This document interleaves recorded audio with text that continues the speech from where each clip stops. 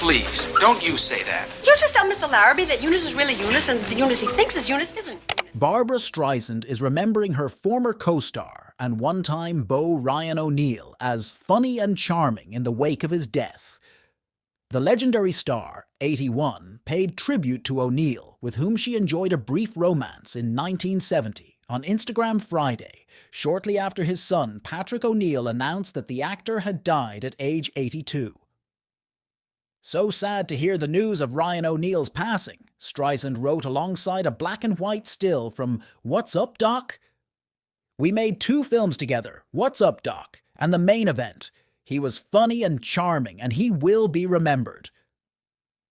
What's Up, Doc, a screwball comedy released in 1972, was a critical and commercial success for the stars, and they reunited on screen 7 years later in the sports romantic comedy, The Main Event.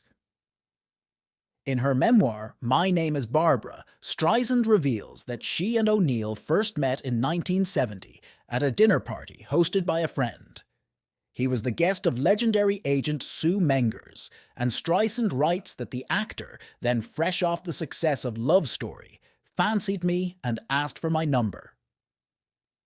"We started seeing each other, and it was kind of a new dynamic for me.